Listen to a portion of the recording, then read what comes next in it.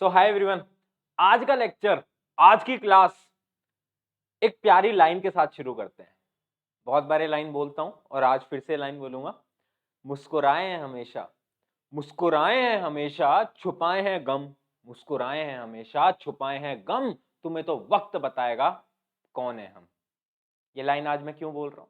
क्योंकि यार आपका बोर्ड एग्जामिनेशन बहुत नजदीक आ चुका है और अब इस टाइम पर मुझे पता है कि आप लोग डीमोटिवेट होते होंगे। आपको डर लगता होगा, खुद पे शक होता होगा, क्या यार मैं कर पाऊंगा, क्या ये मेरे लिए पॉसिबल है? तो यार उन सभी स्टूडेंट्स के लिए बस एक लाइन है जो मैंने अभी बोली, मुस्कुराए हमेशा, छुपाए गम, तुम्हें वक्त बताएगा कौन है। तो मेहनत करो और वक्त को जवाब देने दो। चलो, इसी के साथ आज का जो लेक्चर है वो करते हैं शुरू। सबसे पहले कितने बच्चे आ चुके हैं वो बताएं। सबसे पहले अपनी अटेंडेंस लगा लो भाई, फटाफट से अपनी अटेंडेंस लगा लो, अटेंडेंस लगा लो। आगे आगे आगे आगे आगे लिखो भाई, फटाफट से लिखो। और लाइक हो जानी चाहिए वीडियो। अगर तुम इसको लाइक नहीं कर रहे हो स्ट्रीम को तो भाई ऐसा मत करो यार, इतनी मेहनत करता हूं, काफी टाइम बाद ये लेक्चर डला है और उसका रीजन मैंने टेलीग्राम पे स्पेसिफाई कर दिया है। टेलीग्राम अगर आपने ज्वाइन कर रखा होगा तो आपको पता चल गया होगा क्यों इतने टाइम से लेक्चर नहीं डल पाया। बट हाँ, मैंने जिम्मेदारी ली थी पूरी फिजिक्स की, पूरी केमिस्ट्री की, वो मैं करवाऊंगा। फिजिक्स हो चुकी है, केमिस्ट्री के कुछ चैप्टर बचेंगे इसके बाद, वो मैं कराऊंगा, मतलब मैं कराऊंगा। ठीक है, चलो। आज का जो चैप्टर है बड़ा ही प्यारा, बड़ा ही सिंपल, बड़ा ही आसान सा चैप्टर है।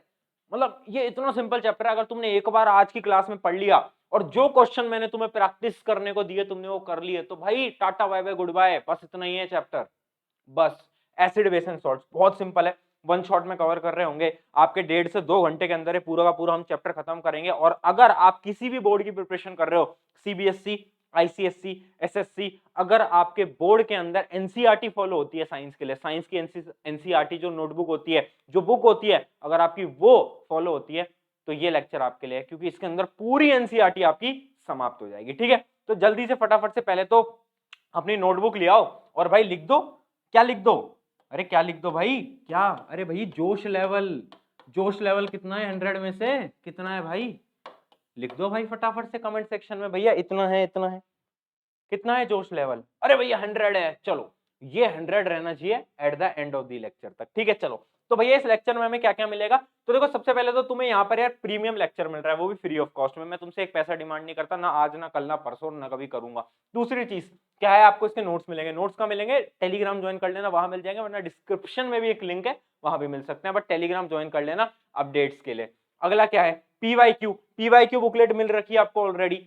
Chapter wise previous year question booklet आपको दे रखी है मैंने, उसकी भी लिंक डिस्क्रिप्शन में। उसके अलावा क्या है? Competency based question, MCQ, assertion reasoning, case based question, उनके लिए भी एक अलग से मैंने बुकलेट बना रखी है, प्रैक्टिस बुकलेट, उसकी लिंक भी डिस्क्रिप्शन में। तो सारी चीज हमारी यार ईएक्सपी आपकी टीम फ्री में देती है, हम एक भी पैसा चार्ज नहीं करते। इसके अलावा सरप्राइज बताऊं, सैंपल पेपर भी आने वाले हैं हमारे, वो भी फ्री में, सारे सब्जेक्ट्स के लिए। चलो वो बाद में करते हैं, जब आएंगे तब उसके बारे में बात करेंगे। चलो, तो स्टार्ट करते हैं एसिड बेस एंड सॉल्ट से।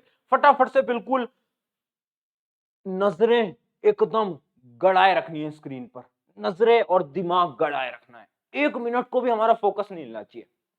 अभी क्या होगा कि बच्चे पढ़ रहे होंगे, अचानक से क्रश का मैसेज आएगा और भैया की वीडियो तो बाद में देख लेंगे, भैया का लेक्चर तो बाद में देख लेंगे, एक रिप्लाई कर देते हैं।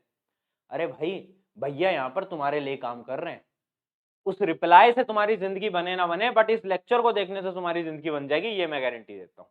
ठीक है, तो चलो शुरू करते हैं। एसिड बेस एंड सॉल्ट बिल्कुल बेसिक से शुरू करना। अगर तुम्हें कुछ नहीं आता तो भी कोई दिक्कत वाली बात नहीं है, और तुम्हें आता है, तुम रिवीजन कर रहे हो तो भी कोई बड़ी बात नहीं है। चलो, तो बिल्कुल बेसिक से स्टार्ट कर रहे हैं। What is an acid? Acid क्या होता है? अगर भैया क्वेश्चन हमारे आया व्हाट इज एन एसिड, तो बोर्ड के अंदर हमें क्या लिख के आना है? तो सबसे पहले तो डेफिनेशन पढ़ लो, बट आपको चीजें, कॉन्सेप्ट को पकड़ना है, आपको रटना नहीं है। ऑब्वियस सी बात है, ऐसी डेफिनेशंस आपको रटनी पड़ेंगी, क्योंकि बोर्ड में जब आप ये डेफिनेशन लिख के आओगे तभी आपको नंबर मिलेंगे। बट हमें चीजें रटनी नहीं है, हमें चीजों को समझना ज्यादा है, ज्यादा से ज्यादा हमें गेन करना है, क्योंकि आप जितना सीखोगे उतना ज्यादा आपके कॉम्पिटेंसी बेस्ड क्वेश्चन में फायदा होगा। ठीक है, चलो। तो क्या है? N acid is a hydrogen containing substance. भैया एसिड क्या होती है? देखो, रटने की कोई बात नहीं है, आपको एसिड पता है, आपने कभी लैब में गए हो अपनी स्कूल की, अगर कभी गए हो तो आपको पता होगा HCl, H2SO4 एसिड होती है ना भैया, बहुत खतरनाक एसिड होती है, हाथ वाथ जल जाता है उनसे, वो बहुत खतरनाक एसिड। तो उन सभी के अंदर क्या कॉमन होता है? क्या कॉमन होता है? कॉमन जो उन सभी के अंदर होता है वो मेरे मित्र होता है H, H2SO4, HCl, सब में। तो इसका मतलब क्या, एसिड एक ऐसा सब्सटेंस है जो that is capable of donating a proton, मतलब वो अपना जो हाइड्रोजन है वो निकाल कर किसी और को दे सकता है, उसको हम बोलते हैं एसिड। बहुत बेसिक डेफिनेशन है, वैसे एसिड की बहुत अलग अलग डेफिनेशन होती है, बट जो डेफिनेशन आप बोर्ड में लिख के आ सकते हो वो है ये, an acid is an hydrogen containing substance that is capable of donating proton to another substance. ठीक है, एसिडिक और बेसिक के बारे में ज्यादा डेप्थ में नहीं जाऊंगा क्योंकि आपको इतना बेसिक तो पता ही होगा, एसिड क्या होता है, एसिड आपने बहुत सारे अपनी लैब में देखे होंगे। बेसिक क्या होता है, जो अपना नहाने वाला साबुन होता है वो बेसिक होता है, ऐसी चीजें आपको पता होंगी, उतनी डेप्थ में नहीं जाऊंगा। चलो आगे बात करते हैं। Acid solution turns blue litmus into red.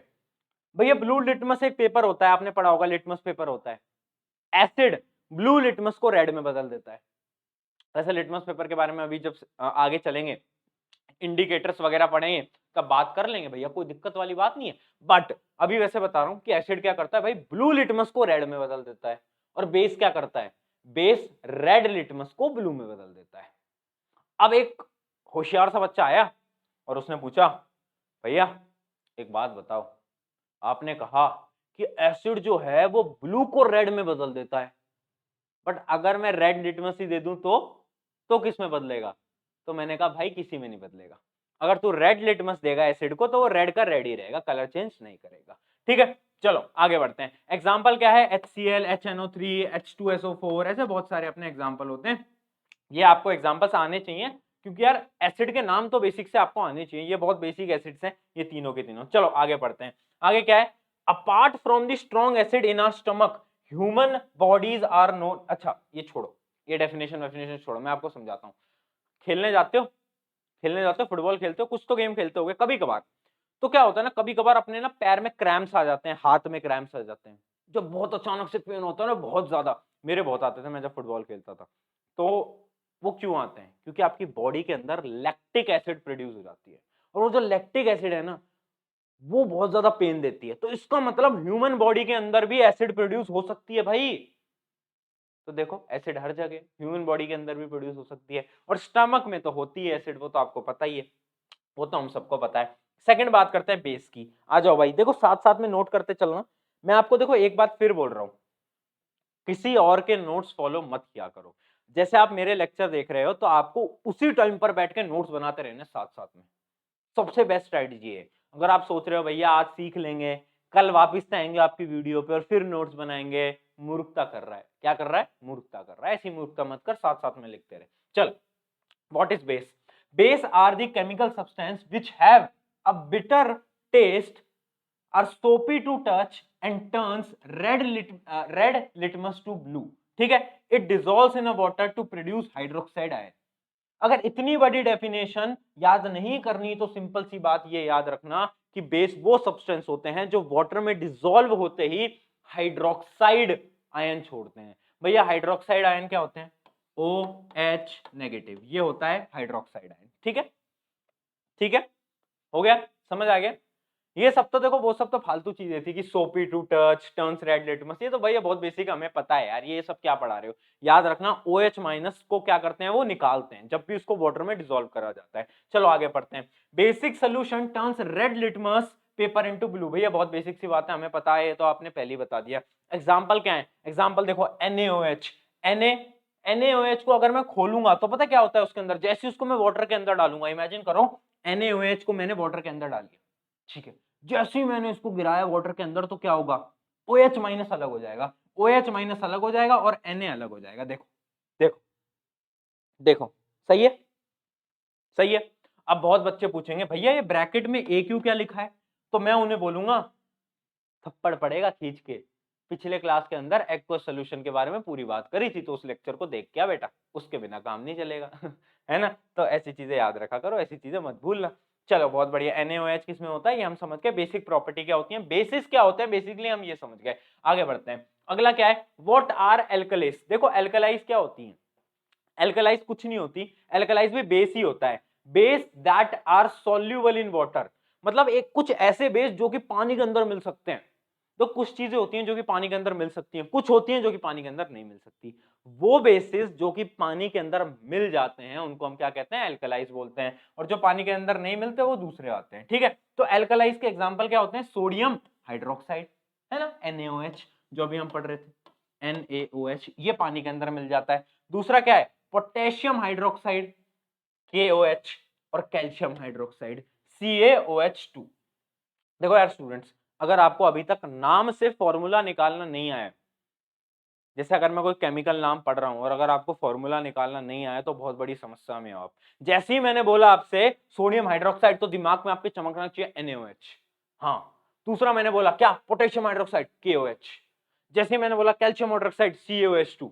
अगर आपको ये फॉर्मूला नहीं आए हैं अभी तक तो आप बहुत बड़ी दुविधा में हो, और ये फॉर्मूलाज बनाना सीख लो और इन चीजों को याद करना सीख लो।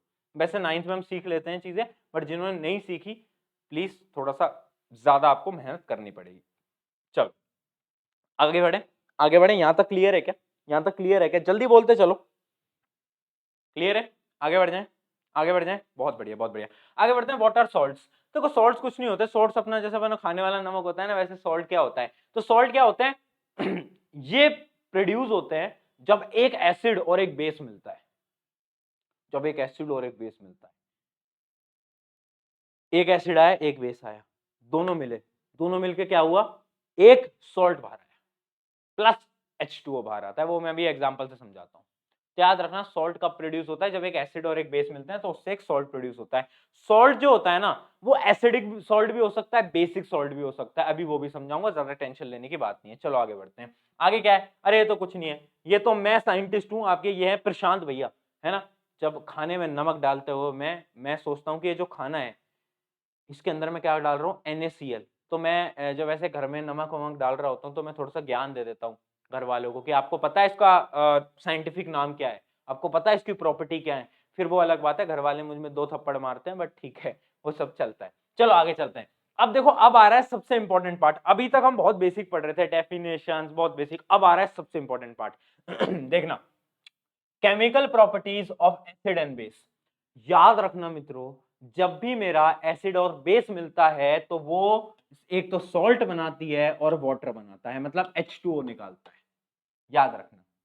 और ये जो सॉल्ट हैं ये 2 प्रकार के हो सकते हैं, एक होता है एसिडिक सॉल्ट और एक होता है बेसिक सॉल्ट।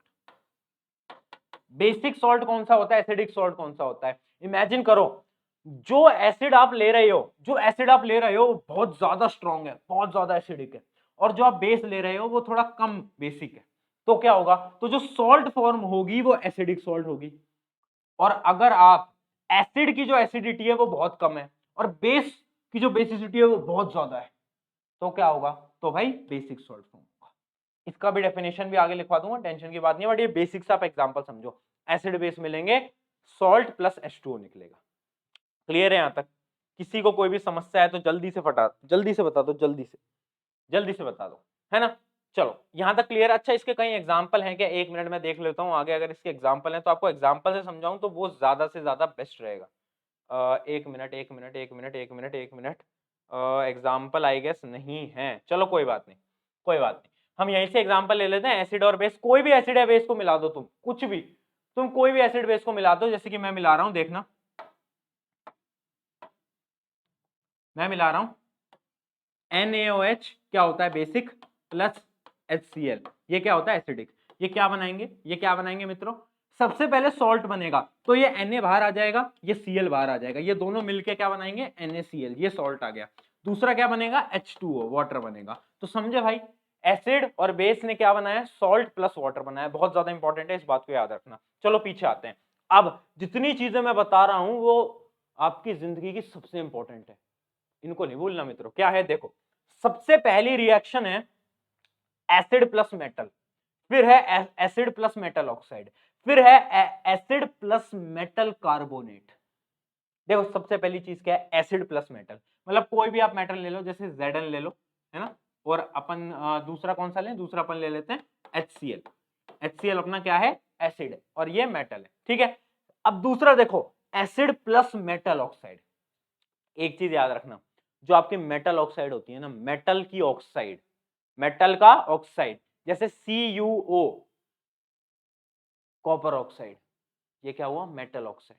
तो मेटल ऑक्साइड जो होती है ना मेरे दोस्तों मित्रों, याद रखो, अपनी नोटबुक में नोट कर लो, जो मेटल ऑक्साइड होती है वो हमेशा बेसिक होती है नेचर में। क्या होती है, बेसिक होती है नेचर में। अब सोचो, ये एसिड और ये बेसिक, एसिड और बेस दोनों क्या बनाती थी, सॉल्ट प्लस वाटर। तो ऑब्वियस सी बात है, जब भी आप किसी भी एसिड को मेटल ऑक्साइड से मिलाओगे तो क्या बनेगा फाइनली, बोल भाई, एक तो सॉल्ट बनेगा और एक H2O बनेगा, H2O बनेगा।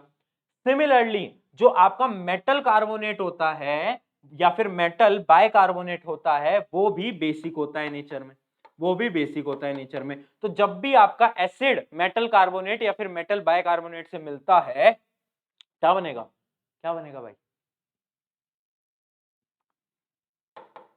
Salt plus water. बट एक चीज और बनेगी, देखो यहां पर कार्बोनेट शब्द का यूज हुआ है, कार्बोनेट का मतलब कार्बन आ गया, कार्बन चाचा आ गए ऊपर से। अब कार्बन चाचा आए हैं तो कुछ ना कुछ तो बनाएंगे, ऐसे तो वापस नहीं चले जाएंगे। तो कार्बन चाचा ने बोला देखो मेरा CO2 बना दो, मेरा कार्बन डाइऑक्साइड बना दो। उन्होंने कहा ठीक है भाई CO2 लगा देते हैं, क्या दिक्कत है। तो याद रखना, जब भी अपना एसिड मेटल ऑक्साइड से मिलेगा तो क्या बनाएगा, सॉल्ट प्लस H2O।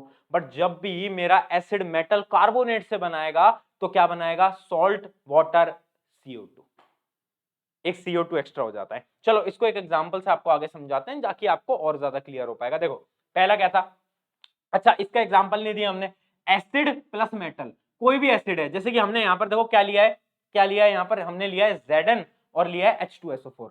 ये क्या है, एसिड, और ये क्या है, ये क्या है, मेटल ये क्या है, मेटल। तो अब एसिड और मेटल जब भी मिलता है ना तो याद रखना है आपको, एक तो सॉल्ट बनता है, सॉल्ट तो बनेगा ही, एसिड बेस मिलेंगे सॉल्ट तो बनेगा ही, और दूसरी चीज जो मिलती है वो होता है हाइड्रोजन गैस।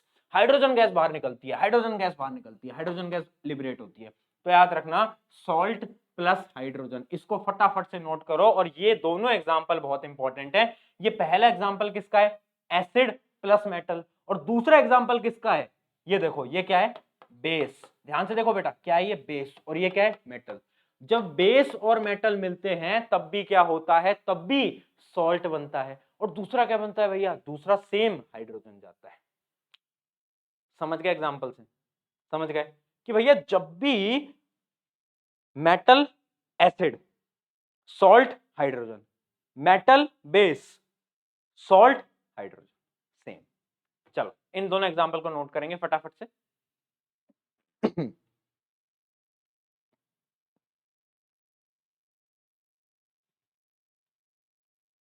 क्लियर है, अगर चैट में यहां तक क्लियर है तो एक बार चैट में लिख दो भैया जी ओके। क्या लिखना है, ओके, ओके लिखना होता है भाई, है ना है ना। चलो पता क्या होता है कि जब हम ऑनलाइन पढ़ा रहे होते हैं ना, तो जैसे कि आप देख रहे होगे अभी कितने बच्चे पढ़ रहे हैं, जितने भी बच्चे पढ़ रहे हैं, तो इमेजिन करो 200 बच्चे पढ़ने के आ रहे हैं, 200 बच्चे वो हैं जो कि पढ़ रहे हैं लाइव में, साथ साथ में नोट्स बना रहे हैं और सब कुछ कर रहे हैं। बट यहाँ पर ना 50-100 बच्चे वो भी होते हैं जो कि पढ़ने नहीं आते, वो बस देखने आते हैं, बस ऐसे टाइम पास करते हैं। और ऑनेस्टी से बता रहा हूँ, तो उन बच्चों से मेरी हाथ जोड़ के निवेदन है कि भाई पढ़ लो, समय है अभी भी तुम्हारे पास, एक नोटबुक लाओ और पढ़ना शुरू करो प्लीज। समय निकल जाएगा और बाद में मुझे जवाब नहीं देना, तुम्हें अपने पेरेंट्स को जवाब देना है, तो उनको क्या जवाब दोगे यार। चलो एक एक्टिविटी बताता हूँ, आपकी एनसीईआरटी के अंदर ना एक एक्टिविटी दे रखी है, मुझे पता है ये तुम्हें अभी विजिबल नहीं होगा स्क्रीन के ऊपर, थोड़ा बहुत विजिबल होगा। तो ये एक्टिविटी दे रखी है, इस एक्टिविटी में क्या है ना, बोलते हैं कि हम एक एसिड ले रहे हैं, एसिड कोई भी ले लो, जैसे कि एक बोला है हमसे सल्फ्यूरिक एसिड, एक मेरे पास बीकर है उसके अंदर मैंने सल्फ्यूरिक एसिड डाली, ठीक है, ये मेरा बीकर है, इसके अंदर मैंने सल्फ्यूरिक एसिड डाली। अब ऊपर से मैंने जिंक ग्रैन्यूल्स डाल दिए, मतलब जिंक ऐसे छोटे छोटे वो डाल दिए, जिंक अंदर डाल दिया। और इससे जो निकलने वाली गैस है उसको जब मैंने एयर में छोड़ा और उस एयर के पास मैंने कैंडल जलाई, मैंने क्या करा, उस निकलने वाली गैस को एयर में छोड़ा, निकलने वाली गैस को एयर में छोड़ा, और उसमें जब मैंने क्या करा, मैंने जब कैंडल जलाई, जब मैंने कैंडल जलाई तो भाई बर्निंग वाली आवाज, मतलब ऐसे पटाखे वाले पट पट पट पट पट ऐसी आवाज आने लगी, अजीब अजीब सी आवाज आने लगी। तो ऐसा क्यों हुआ, ऐसा क्यों हुआ?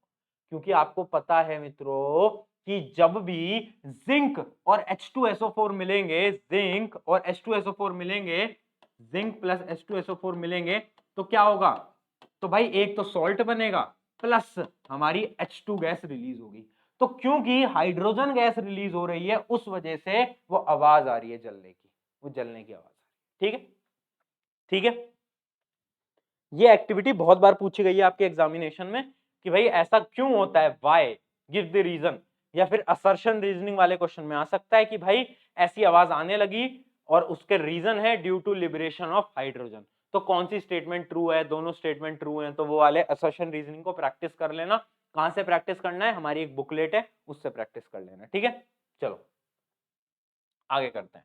अब देखो अगला क्या था, reaction of metal carbonate and hydrogen carbonate. जैसे कि मैंने आपको बताया था कि यार भैया मेटल कार्बोनेट से हाइड्रोजन कार्बोनेट का क्या रिएक्शन होता है, तो मैंने आपको बताया था कि एसिड के साथ जब भी रिएक्शन होगा सॉल्ट बनेगा, वाटर बनेगा और CO2 निकलेगा, है ना। कार्बन चाचा आए हैं तो कुछ तो लेके जाएंगे, तो भाई क्या लेके गए? CO2 लेके गए। तो एक एग्जाम्पल से देख लो, ये रहा अपना एग्जाम्पल, ये अपना एग्जाम्पल है।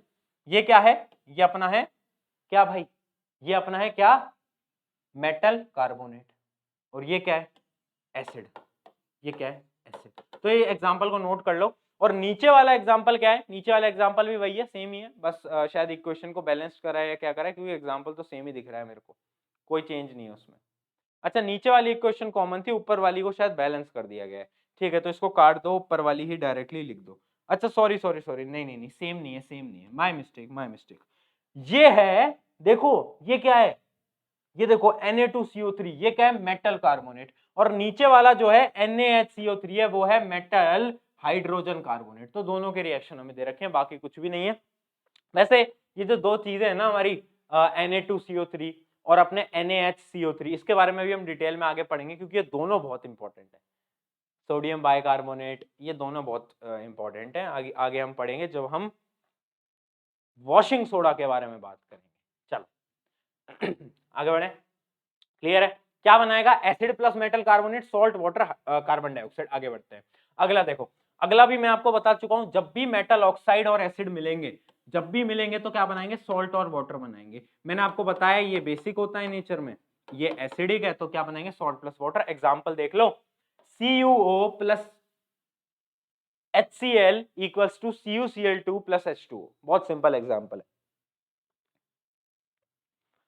अब इनके क्वेश्चन आते कैसे हैं? इनके क्वेश्चन बहुत बार आ सकते हैं, आपके 1 मार्क्स में भी आ सकते हैं, 2 मार्क्स में भी आ सकते हैं, क्योंकि डायरेक्टली स्टेटमेंट में गिवन होगा कि एक चीज बता, या तो डायरेक्टली ऐसे आ जाएगा कि भाई जब भी हमारा मेटल ऑक्साइड मिलता है एसिड से तो क्या रिएक्शन होती है, या फिर 1 मार्क क्वेश्चन में आपको कोई रिएक्शन गिवन होगी, जैसे कि आपको ये रिएक्शन का ये पार्ट गिवन होगा, ये पार्ट गिवन होगा, तो आपको बताना है कि आगे क्या बनेगा, प्रोडक्ट में क्या बनेगा, तो आपको ये दो चीजें लिखनी होंगी। तो ऐसे क्वेश्चन भी आ सकते हैं। ठीक है, ठीक है। बट ज्यादा चांसेस है ये चैप्टर के जो क्वेश्चन है ना वो आपके थोड़े मतलब केस बेस्ड टाइप क्वेश्चन में आएंगे, असर्शन रीजनिंग में ज्यादा आएंगे। इन 1 मार्क 2 मार्क पे आने की चांसेस बहुत कम है। चलो, बहुत सारे बच्चे बोल रहे हैं भैया वो कार्बन एंड कंपाउंड समझ नहीं आ रहा, उसको पढ़ा दो। उसको भी पढ़ाएंगे, सब्र रखो, तुम्हारा सिलेबस खत्म करवा के मानेंगे, तुम्हें साइंस में फुल मार्क्स दिला के मानेंगे, ये तो हमने दृढ़ निश्चय कर लिया है। आगे देखते हैं। अब देखो अगली रिएक्शन देखो, reaction of non metallic oxide. जब तक हम क्या पढ़ रहे थे? मेटेलिक ऑक्साइड, बट अब आ गया non metallic oxide with basis, with with basis. एक चीज याद रखना मेरी बात मित्रों, नॉन मेटेलिक ऑक्साइड जो होता है वो एसिडिक होता है नेचर में, एसिडिक। तब खुद देखो, ये एसिडिक, ये बेसिक, तो क्या बनाएगा? ऑब्वियस सी बात है, सॉल्ट प्लस वाटर बनाएगा। हाँ है ना? हाँ है ना? हाँ है ना? हाँ भैया बात तो आप बिल्कुल सही कर रहे हो। हाँ तो बात तो सही कर रहा हूं, एक एग्जांपल से देख ले मित्र। एग्जांपल क्या है? एग्जांपल है CuOH2। ये क्या है? ये क्या है मेरे मित्र? ये है बेस, ये है बेस। और ये क्या है भाई? ये क्या है? ये तो आपको दिख ही रहा है, नॉन मेटेलिक ऑक्साइड। बस इन दोनों को जब मैं मिलाता हूं तो क्या बन जाता है? CaCO3, calcium carbonate plus H2O। बहुत सिंपल, बहुत सिंपल, बहुत सिंपल। अच्छा, अगर ये रिएक्शन दी हो और पहले चैप्टर का सवाल आ जाए, हमने पहले चैप्टर पढ़ा था ना केमिकल रिएक्शन इक्वेशन वाला, कि ये रिएक्शन कौन सी है, तो तुम क्या जवाब दोगे? ये रिएक्शन कौन सी है? मेरे को कमेंट सेक्शन में बताना कि भाई ये वाली रिएक्शन कौन सी है, कॉम्बिनेशन, डिस्प्लेसमेंट, डबल डिस्प्लेसमेंट, कौन सी रिएक्शन आपको दिख रही है होते हुए, तो ये आप मेरे को कमेंट सेक्शन में बताएंगे। ठीक है, ये आपका होमवर्क नंबर 1 है। आज आपको 3 या 4 होमवर्क मिलेंगे, तो ये है H1, ये होमवर्क नंबर 1। तो सबसे पहले तो इसका आंसर आपको कमेंट में देना है। लेक्चर खत्म होते ही आगे बढ़ रहे हैं, होपफुली नोट कर लिए होंगे ये सारी चीजें, आगे बढ़ते हैं। चलिए चलें आगे। अब देखो एक चीज बताता हूं, do acid and base have something in common? इन दोनों में कॉमन क्या होता है? कुछ कॉमन है क्या? कुछ दोस्ती है क्या इनमें, या दोनों अलग अलग है? एसिड अलग बेस अलग, देख कुछ तो दोस्ती है, देखते हैं क्या कॉमन है। Both acid and base are electrolytes. सबसे बड़ी इंपॉर्टेंट चीज, जब भी क्वेश्चन आ जाए कि what is common in acid and base, तो आपको पता होना चाहिए दोनों भाई इलेक्ट्रोलाइट्स होते हैं। इलेक्ट्रोलाइट्स का मतलब क्या होता है? किसी को पता है क्या इलेक्ट्रोलाइट्स का मतलब क्या होता है? देखो इलेक्ट्रोलाइट्स का मतलब होता है they are good conductor, they are good conductor of electricity. मतलब उनमें से इलेक्ट्रिसिटी पास हो सकती है, एसिड में से भी बेस में से भी। और ये चैप्टर मैंने जब करंट इलेक्ट्रिसिटी पढ़ाया था, तो मैंने उसमें बोला था कि प्योर वाटर जो होता है ना, प्योर वाटर जो आपका एक्वागार्ड से निकलता है, वो इलेक्ट्रिसिटी कंडक्ट नहीं करता, बट आपका जो नल वाला पानी होता है ना, उसमें इम्प्योरिटीज होती है, वो इलेक्ट्रिसिटी कंडक्ट करता है। पता है क्यों? क्योंकि जो आपका नल वाला पानी होता है ना, वो थोड़ा एसिडिक या बेसिक होता है नेचर में, बट आपका जो आरओ वाला पानी आता है वो बिल्कुल न्यूट्रल होता है, तो वो कभी भी इलेक्ट्रिसिटी कंडक्ट नहीं करेगा। बट आपका वो वाला पानी जो कि एसिडिक है नेचर में, ये पहले चैप्टर में मैंने बताया था इलेक्ट्रिसिटी में, आप सभी से सवाल पूछा था, तो उसका आंसर आपको यहां पर जाकर मिल चुका है, ठीक है, क्योंकि वो एसिडिक होता है नेचर में, इस वजह से। चलो आगे बढ़ते हैं। आगे क्या है? एसिड्स रिलीज हाइड्रोजन, ये सब तो आपको पता है कि भाई एसिड H+ निकालती है और बेसिस OH- निकालते हैं, ये बहुत बेसिक सी चीज है और इसके बारे में मैं ज्यादा बात भी नहीं करूंगा। What happens to an acid और the base in the water solution? Acid और बेस को अगर मैं पानी में डालूं तो क्या होगा? एसिड के H+ साइन बाहर आ जाएंगे और बेस के OH- आ जाएंगे, तो इसके बारे में एक्सप्लेन करने की मेरे को कोई जरूरत नहीं है। चलो आगे बात करते हैं। अच्छा बात करते हैं स्ट्रॉन्ग एसिड और वीक एसिड की, बात करते हैं स्ट्रॉन्ग एसिड और वीक एसिड की, ठीक है, स्ट्रॉन्ग एसिड और वीक एसिड की। अच्छा ये बताओ, लाइन ही टेढ़ी होगी, चलो कोई नहीं। अच्छा एक होता है स्ट्रॉन्ग एसिड और एक होता है वीक एसिड, दोनों में डिफरेंस क्या होता है भैया? मतलब क्या है ये सब स्ट्रॉन्ग और वीक, क्या मतलब है इनका?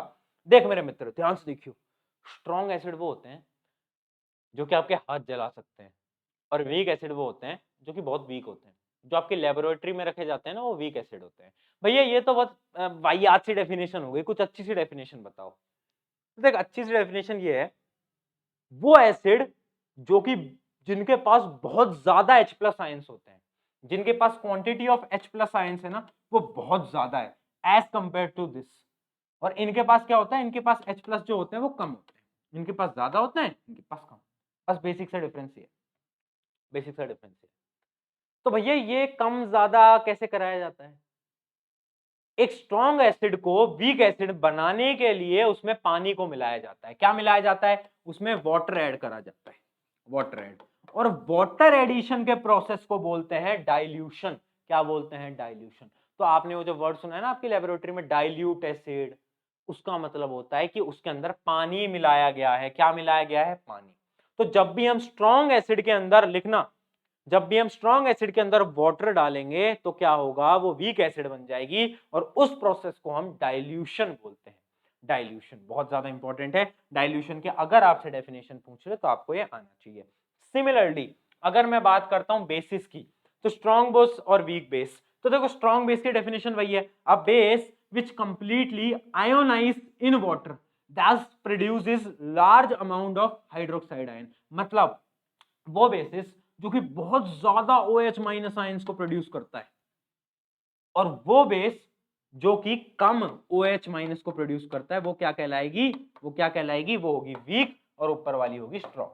बस बस इतना सा है, इतना सा है भैया, सिंपल है। वीक स्ट्रॉन्ग, स्ट्रॉन्ग में ज्यादा, वीक में कम। अरे भैया यार ये तो भैया मजा नहीं आ रहा, बहुत सिंपल सिंपल सी चीजें चल रही हैं। चलो थोड़ा सा मजा दिलाते हैं, बात करते हैं पीएच की, बात करते हैं स्ट्रेंथ की। स्ट्रेंथ से पहले मैं आपको पढ़ाना चाहता हूं पीएच स्केल। पीएच स्केल क्या होता है? PH scale is a indicator. देखो क्या होता है ना, ये आपकी एसिड या फिर बेस के बारे में इंडिकेशन देता है, ठीक है। तो इसका मीटर रीडिंग स्टार्ट होती है 1 2 3 4 5 6 7 8 9 10 14 तक होती है। थोड़ा सा छोटा पड़ गया, थोड़ा सा, अरे पूरा ही उड़ गया, कोई दिक्कत नहीं है। चलो अब बड़ा बना देंगे। ठीक है, तो मतलब समझ गए ना 40। तो ऐसे 14 तक इसकी रीडिंग होती है पीएच की। ये क्या है, ये है हमारा पीएच स्केल, इस बात को आपको याद रखना है। अब देखो पीएच स्केल क्या इंडिकेट करता है। पीएच स्केल का 7 नंबर इंडिकेट करता है कि भाई न्यूट्रल है, न्यूट्रल है, ना ही क्या है बेस है, ना ही क्या है, ना ही बेस है, ना ही एसिडिक है।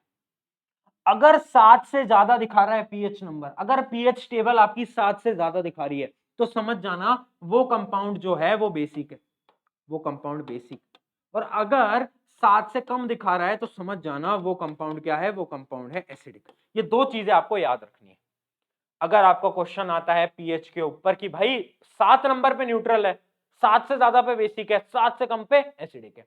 अब यहां पर जो क्वेश्चन पूछा जा चुका है सीबीएसई के अंदर वो मैं आपको दिखाता हूं। क्वेश्चन ये था कि एक दो एलिमेंट है, एक एलिमेंट है ए, इसको थोड़ा छोटा कर लेता हूं। देखो एक एलिमेंट है ए और एक एलिमेंट है बी, दो एलिमेंट है, ठीक है, एक एलिमेंट है ए और एक एलिमेंट है बी। तो आपको ये गिवन है कि according to the pH scale number, according to the pH scale number, पीए का जो स्केल नंबर है वो ज्यादा है पीबी के स्केल नंबर से, ठीक है, ये आपको गिवन है। अब ये बताओ कौन सा ज्यादा एसिडिक इन नेचर है, कौन सा ज्यादा एसिडिक इन नेचर है, ए ज्यादा है या फिर बी ज्यादा है। आपको गिवन है कि pH number of A is greater than the pH number of B, तो आपको ये बताना है in comparison of these two कौन सा ज्यादा एसिडिक है। आंसर लिखें चैट बॉक्स में फटाफट, जल्दी लिखना शुरू करें, देखते हैं भाई किसमें कितना है दम, है ना।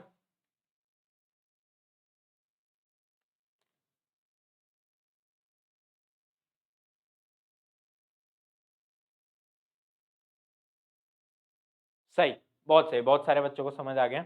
देखो इसमें क्या गिवन है कि भाई पीए ग्रेटर देन पीबी, इसका क्या मतलब है, पीएच स्केल पे पीबी, पीए का नंबर पीबी से ज्यादा है। इमेजिन करो अगर पीए ज्यादा है तो पीए 9 पे है और अपना पीबी 4 पे है, तो एसिडिक कौन सा हुआ, 4 वाला, है ना बात। तो इसका मतलब जिसका पीएच स्केल नंबर जितना कम वो उतना ज्यादा एसिडिक, तो ऑब्वियस सी बात है आंसर विल बी बी। जिन जिनने बी उत्तर दिया था वो बिल्कुल सही थे। इस प्रकार से इसमें क्वेश्चन आते हैं। ये क्या है पीएच स्केल, ये क्या है इंडिकेटर। जितना ज्यादा पीएच स्केल का नंबर होगा उतना कम एसिडिक होगा, उतना ज्यादा बेसिक होगा। तो इस चीज को आपको याद रखना है, बहुत बार ये सवाल हमारे एग्जाम के अंदर पूछा जा चुका है मित्रों, तो ऐसी ऐसी बातों को हमें याद रखना है, भूलना नहीं है, ठीक है। तो अब इंडिकेटर्स की बात कर रहे थे हम तो देखना those chemical substance which help to determine the nature of the chemical, मतलब यार जो नेचर बताते हैं ना केमिकल का, जैसे कि आपका जो एप्पल है वो एसिडिक होता है नेचर में, आपका जो टमाटर है वो एसिडिक होता है नेचर में, बट आपका जो सोप है वो बेसिक है। तो कौन बता रहा है, कोई साइंटिस्ट आके बोल रहा है अरे सुन ये एसिडिक है, ये बेसिक है, ये एसिडिक है, अरे नहीं, उन पे टेस्ट होते हैं। टेस्ट किससे होते हैं, इंडिकेटर से। तो इंडिकेटर बताते हैं। तो देखो आपकी एनसीईआरटी के हिसाब से आपको जो इंडिकेटर्स पढ़ने हैं वो इतने टाइप के हैं, ये सारे इंडिकेटर्स आपको पढ़ने हैं। देखो देखो ये जो इंडिकेटर्स हैं ये सारे आपको पढ़ने, एंड मैं आपको बताता हूँ एक एक करके। सबसे पहले रेड लिटमस, ब्लू लिटमस, फिर है टर्मरिक, फिर है फिनोप्थिलीन, फिर है मिथाइल ऑरेंज, और इन पांचों पे क्वेश्चन पूछे जा चुके हैं। इसका मतलब पांचों में से एक भी नहीं आप छोड़ सकते, आपको याद रखना है। क्वेश्चन कैसे आते हैं, क्वेश्चन जैसे अभी आपको लिटमस पेपर का तो बहुत सिंपल है, आपको पता है कि अगर मैं रेड लिटमस पेपर पे बेस डालूंगा, अगर मैं बेस डालूंगा तो कलर क्या हो जाएगा, टर्न्स ब्लू हो जाएगा। आपको पता है अगर मैं ब्लू लिटमस पे एसिड डालूंगा तो रेड हो जाएगा। बट क्या आपको इन तीनों के पता है, इन तीनों के भी क्वेश्चन आते हैं। टर्मरिक में अगर मैं एसिड डालूंगा तो वो बदलेगा नहीं, बट अगर मैं टर्मरिक में क्या डालूंगा, बेस, तो क्या हो जाएगा, रेड हो जाएगा, ठीक है। दूसरा देखो फिनोप्थिलीन, फिनोप्थिलीन में अगर मैं एसिड डालूंगा तो कलरलेस हो जाएगा, कोई कलर नहीं रहेगा, कलरलेस। और अगर मैं उसमें बेस डालूंगा तो पिंक कलर का हो जाएगा। उसके अलावा आप लास्ट है मिथाइल ऑरेंज, और मिथाइल ऑरेंज रेड हो जाता है एसिड से और बेस से येलो। अब क्वेश्चन कैसा पूछा गया था मेरे मित्रों, मेरे भाइयों, मेरी बहनों, ध्यान से समझिएगा। क्वेश्चन ऐसा आया था कि फिनोप्थिलीन के लिए कि सब्सटेंस, देखना मैं आपको बताता हूं कैसा क्वेश्चन आएगा। अभी आपने टेबल नोट कर ली, इधर ही चलो, इधर ही आपको क्वेश्चन लिख के दिखा देता हूं। आया था दो सब्सटेंस हैं एक्स एंड वाई, ठीक है, एक्स एंड वाई। एक्स को जब मैंने फिनोप्थिलीन से टेस्ट करा तो भाई उसने ना कलरलेस कर दिया, कलरलेस कर दिया, कलरलेस। और जब मैंने वाई को टर्मरिक से टेस्ट करा, जब मैंने वाई को टर्मरिक से टेस्ट करा तो उसके अंदर भाई कोई चेंज ही नहीं आया, नो चेंज। तो अब ये बताओ कि एक्स और वाई के नेचर क्या है, एक्स और वाई का नेचर क्या है, एसिडिक या बेसिक, आपको ये बताना था। तो ये क्वेश्चन कैसे सॉल्व हो पाता, जब आपको पता था कि भाई फिनोप्थिलीन की प्रॉपर्टी क्या होती है, टर्मरिक की क्या प्रॉपर्टी होती है। अगर आपको ये याद नहीं होता तो क्या ये क्वेश्चन हो पाता, नहीं हो पाता। अच्छा अभी इसका आंसर बता दो, एक्स क्या होगा और वाई क्या होगा। ऑब्वियस सी बात है, टेबल से अब तो दिख ही रहा है कि एक्स भी एसिडिक होगा और वाई भी एसिडिक होगा, वेरी सिंपल।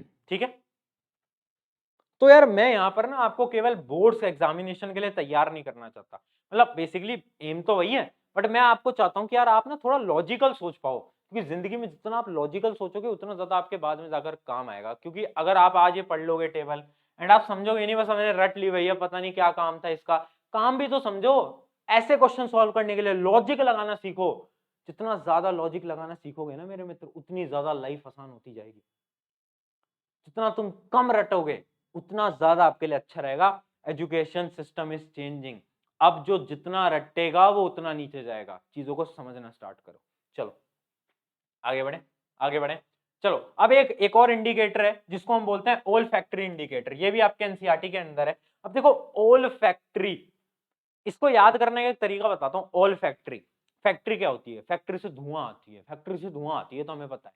तो जो धुआं होती है उसको स्मेल कर पाते हो ना, धुआं से आपकी जो स्मेल पावर होती है वो खराब सी हो जाती है, आपको गंदी गंदी स्मेल आने लगती है। तो याद रखना जब भी नाम आ जाए ओल फैक्ट्री इंडिकेटर तो that will be related to smell, that will be related to smell, या फिर हम अगर उसको साइंटिफिक भाषा में बोलें तो ओडोर। क्या होता है ओडोर, क्या होता है ओडोर, ठीक है। तो हमारा ऑल फैक्टर इंडिकेटर वो इंडिकेटर होते हैं जो कि अपनी ओडोर को बदल लेते हैं, जो कि अपनी स्मेल को बदल लेते हैं जैसे ही हमारा एसिडिक या फिर बेसिक मीडियम आता है।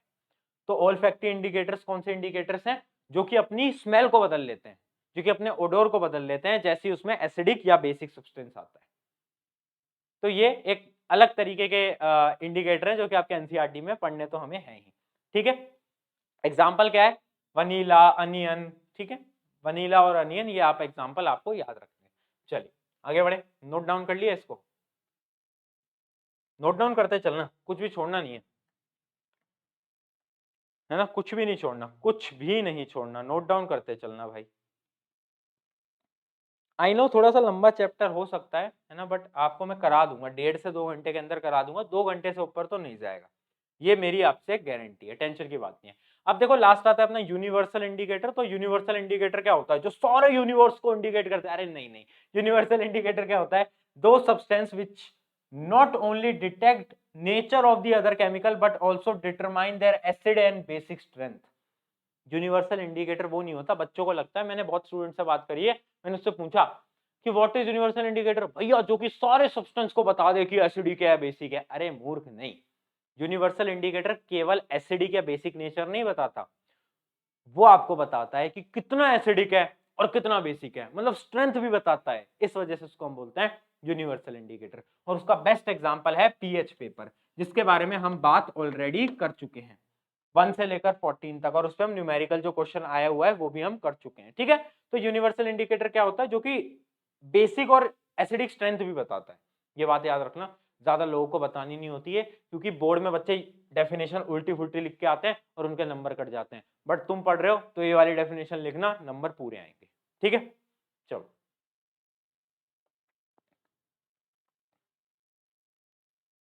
चलिए, बहुत सही हो गया, नोट हो गया, अरे क्या बात है, अरे बहुत बढ़िया बहुत बढ़िया। अच्छा जी, अच्छा जी, इतना टाइम हो गया तो एक बार पूछ ही ले, पूछ लें, चलो बता दो यार, बता दो यार, जोश मीटर कैसा है, जोश मीटर क्या चल रहा है भाई। जोश मीटर कैसा चल रहा है, खत्म हो गया क्या, tata bye bye goodbye हो गए क्या, बस इतना ही दम था क्या? अगर इतना ही दम था तो रोज रात को क्यों सपने देखता है 10th के अंदर 98 लाने का? अगर इतना ही दम था तो ड्रीम क्यों देखी?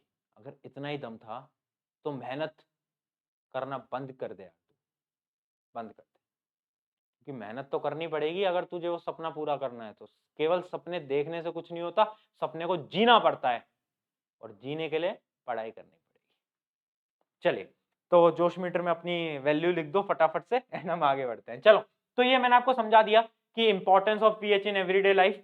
पीएच क्या होता है ना, वो सारे उसका बता देता है। जैसे कि मैं आपको एग्जांपल से समझाऊं तो ये जैसे हमारा जो स्टोमक का जो एसिड होता है, जो हमारे अंदर पेट के अंदर जो एसिड होता है, उसकी पीएच पता है कितनी होती है? उसकी पीएच होती है 1। इसका मतलब बहुत ज्यादा एसिडिक, हद से ज्यादा एसिडिक, बहुत ज्यादा एसिडिक। और जो हमारा वाटर होता है ना, वो most of the times neutral होता है। ठीक है, जो हमारा और कुछ भी मान लो सोप होता है, वो हमारा क्या होता है? बेसिक होता है। ठीक है, तो ये हमारे कुछ एग्जांपल्स हैं कि भाई अलग अलग जो डेली लाइफ के जो एग्जांपल्स हैं वो एसिडिक होते हैं, बेसिक होते हैं, वो हमने यहाँ पर टेबल में आपके लिए लगा दिए हैं सबके। ठीक है, तो वैसे इसका कोई काम नहीं है, बट आपको बस दिखा रहा हूँ कि डेली लाइफ के एग्जांपल कौन कौन से एसिडिक होते हैं, कौन कौन से बेसिक होते हैं। टमाटो, सोडा, लेमन, कॉफी, ये सारी चीजें जो है ना आपकी, ये एसिडिक कैटेगरी में आती हैं। इस बात को आपको याद रखना है। चलो आगे बढ़ते हैं। अब एक इंटरेस्टिंग फैक्ट के बारे में बताता हूँ। एक फैक्ट ऐसा है कि यार आपको जो आपका रेन वाटर होता है ना, बहुत सारे बच्चे पूछते हैं यार रेन वाटर एसिडिक होता है बेसिक होता है? तो याद रखना, रेन वाटर जो होता है वो 99% चांसेस है कि वो एसिडिक होता है। क्यों? क्योंकि आपके एटमॉस्फेयर के अंदर बहुत सारी चीजें होती हैं, जैसे सल्फर, नाइट्रोक्साइड, तो वो मिल जाती है और उसकी प्रॉपर्टीज को एसिडिक बनाता है। ऊपर से जो बारिश हो रही होती है ना, वो तो न्यूट्रल ही होती है, बट नीचे आते आते वो एसिडिक हो जाती है। तो इस बात को आपको याद रखना है कि जो अपनी रेन वाटर होती है वो भी एसिडिक होती है, हल्की फुल्की, है ना।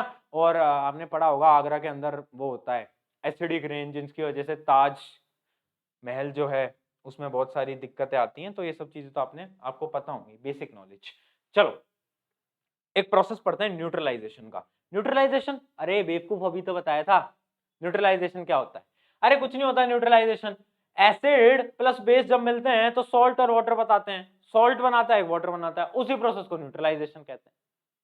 मैंने आपको बता चुका हूं कि सॉल्ट दो प्रकार के होते हैं, एक होता है एसिडिक, एक होता है बेसिक। एक होता है एसिडिक, एक होता है बेसिक, बता रखा है मैंने। और वो कैसे पता चलता है? जब भी स्ट्रॉन्ग एसिड है और स्ट्रॉन्ग बेस है तो भाई न्यूट्रल बनेगा, न्यूट्रल सॉल्ट बनेगा। बट जब मेरा स्ट्रॉन्ग एसिड है और वीक बेस है तो क्या बनेगा? Acidic salt, acidic salt. और जब मेरा वीक एसिड है और स्ट्रॉन्ग बेस है तो क्या बनेगा? Basic salt. Very important, very important, very important. इसका तो आपको थोड़ा आइडिया लग ही गया होगा। अगर एक पावरफुल व्यक्ति है, जो आपका कोई दोस्त है जो बॉडी बिल्डर, बॉडी बॉडी बना रखी है, और उस बॉडी बिल्डर को एक सामने छोटे से प्यारे नन्हे मुन्ने बच्चे के सामने खड़ा कर दो, तो जीतेगा कौन? अरे ऑब्वियस सी बात है, स्ट्रॉन्गर वन जीतेगा। तो जीतेगा कौन? सॉल्ट किसका बनेगा? एसिडिक वाले का बनेगा। और अगर ये जो छोटा बच्चा था ये बड़ा हो गया और ये इससे भी ज्यादा तगड़ा बन गया, तो अब कौन जीतेगा? अब भाई बेसिक जीतेगा, अब वो छोटा बच्चा जीतेगा। तो ऑब्वियस सी बात है, दिस इज वेरी सिंपल, है ना। होपफुली इसमें किसी को कोई भी समस्या नहीं होगी। ठीक है, ये तो एक मीम है, इस मीम को रहने देते हैं। इस मीम का आपके अभी कोई काम नहीं है, आगे बढ़ते हैं। चलो, वैसे आजकल ना बहुत इंस्टाग्राम पे आजकल बहुत मीम देखते हैं साइंस वाले, तो मैं भी देख के मेरे को भी अच्छा लगता है कि यार बच्चे चलो साइंस के मीम भी आजकल पसंद कर रहे हैं। वरना आजकल तो वो टिकटॉक विकटॉक के स्टार्स ही बस नाच, इंस्टाग्राम पे पहले जब आया था ना इंस्टाग्राम रील ऑप्शन, तो सारे के सारे बस वही नाच गाना वाच गाना चलता रहता था। बट हाँ, अब देखा तो मेरे को भी लगा कि अच्छी चीज है कि साइंस वाले मीम चल रहे हैं और लोगों को क्यूरियोसिटी है जानने के लिए, वो एक बहुत अच्छी चीज है। चलो, अब देखो बात करते हैं पीएच ऑफ सॉल्ट। अब पीएच ऑफ सॉल्ट कुछ भी नहीं है, एक चीज याद रखना, अगर मेरी सॉल्ट एसिडिक है तो ऑब्वियस सी बात है उसका पीएच क्या होगा? उसका पीएच 7 से कम होगा। देखो, अगर मेरी एसिडिक सॉल्ट है, एसिडिक सॉल्ट है, तो उसका पीएच क्या होगा? 7 से क्या होगा? कम होगा। तो 7 से क्या होगा? लेस देन होगा। 7 से क्या होगा? लेस देन होगा। अगर मेरी बेसिक है, बेसिक सॉल्ट है, तो उसका क्या होगा? पीएच ग्रेटर देन 7 होगा। और अगर मेरी बिल्कुल न्यूट्रलाइज्ड रिएक्शन हुई है, अगर मेरा जो सॉल्ट बना है वो न्यूट्रलाइज्ड है, ना एसिड है ना बेसिक है, न्यूट्रल है, तो क्या होगा? तो भाई 7 होगा पीएच। तो ये चीज यहाँ पर लिखी हुई है, आपको चीज समझ आई गई होगी, तो ज्यादा इसको नोट करने की समस्या है नहीं। ठीक है, ठीक है, आगे बढ़े, चलो आगे बढ़ जाते हैं। अगला क्या है, अगला है सम इंपॉर्टेंट सॉल्ट्स।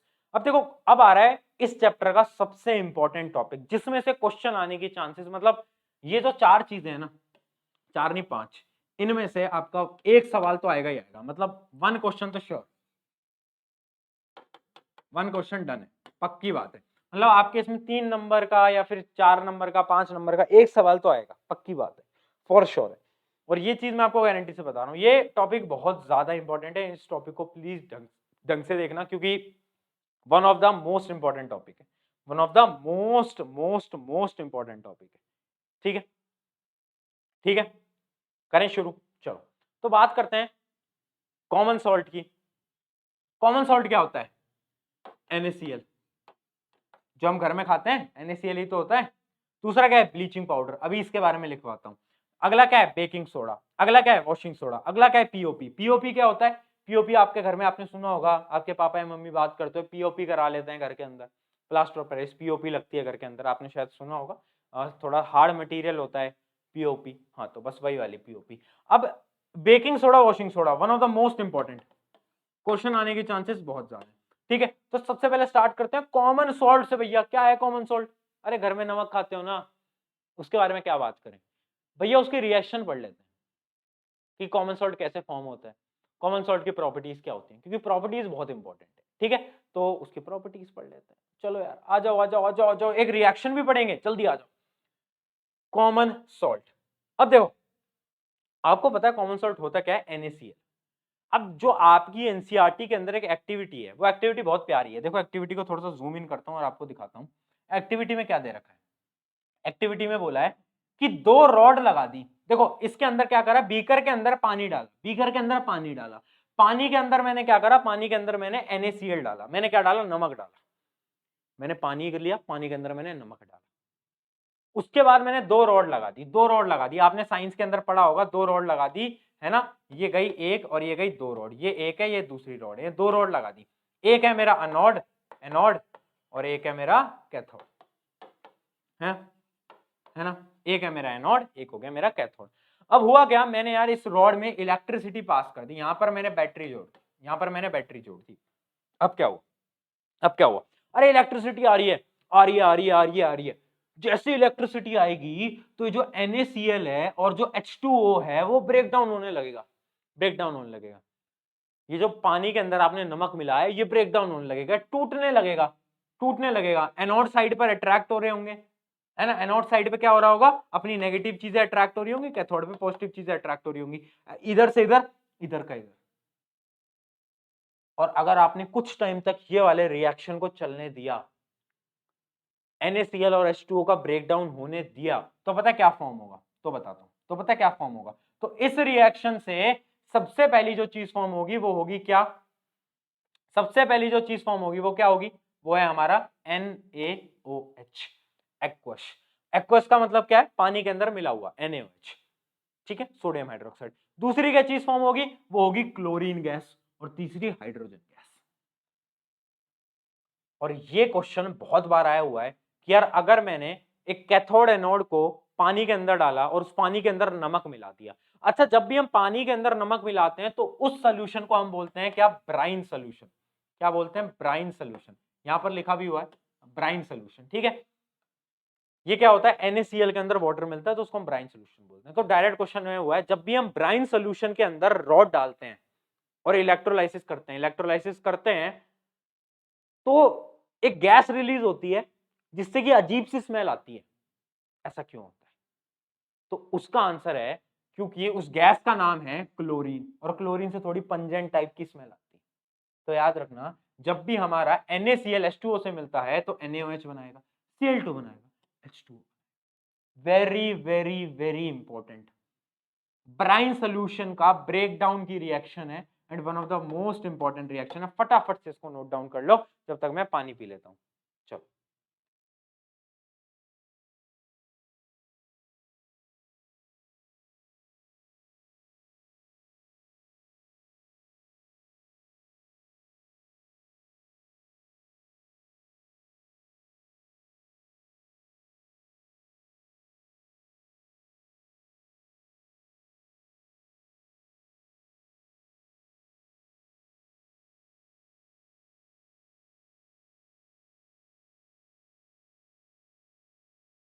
चलो आई गेस कि कर लिया होगा नोट, आगे बढ़ा जाए।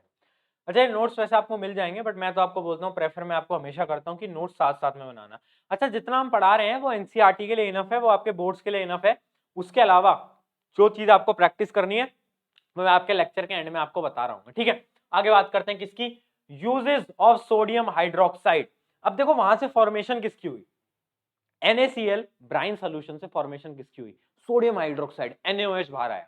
तो उसका यूज क्या है, उसका यूज क्या है, यूज देखते हैं। Sodium hydroxide in its pure form which is white crystalline solid. याद रखना ये बहुत ज्यादा इंपॉर्टेंट प्रॉपर्टी है कि जो आपका सोडियम हाइड्रोक्साइड होता है ना वो व्हाइट क्रिस्टल के फॉर्म में होता है और वो ओडोरलेस होता है, मतलब उसमें कोई स्मेल नहीं होती, नो स्मेल। ये आपको याद रखना है, ठीक है। जैसे आपको यहाँ पर दिख भी रहा है कि यहाँ पर रखे हुए हैं ऐसे गोले गोले से, ये क्या है, सोडियम हाइड्रोक्साइड। चलो आगे बात करते हैं। तो होता क्या है ना, जब NaCl को H2O से मिलाया तो ये बन के आया। तो इसका यूज क्या है, इसकी इंपॉर्टेंस क्या है, ये हम कर क्यों रहे हैं, why we are doing this. Scientist को क्या मजे आ रहे थे, साइंटिस्ट ने बोला कि सॉल्ट को पानी में मिला के ब्रेक डाउन करते हैं, उनके मन में आया, ऐसा नहीं होता, यूज होता है तभी तो करेंगे, ऐसे ऐसे कैसे कर देंगे। तो यूज क्या है, पहला क्या है, preparation of soaps and detergent. हाँ या ना बोल मित्र, अरे भाई NaOH, NaOH is a base. Base कहां काम आएगा, बेस काम आएगा सोप और डिटर्जेंट। दूसरा पेपर मेकिंग के में अंदर भी काम आता है, और तीसरा use in artificial fibres, artificial fibres के भी काम आता है। ये तीनों यूजेस बहुत इंपॉर्टेंट है एंड बहुत बार सवाल आया है। सबसे पहले तो सवाल आया कि NaOH जो होता है उसका ब्राइन सोल्यूशन से फॉर्मेशन कैसे होता है, उसमें तुम्हें रिएक्शन लिखोगे और उस प्रोसेस को एक्सप्लेन करोगे, वो जो मैंने अभी आपको दिखाया ऐसे 2 रॉड डिप करने वाला प्रोसेस। उसके बाद उसके यूजेस क्या होते हैं, तो उसके यूजेस ये 3 होते हैं। Very important, very important, please note down these are really really very important, ठीक है।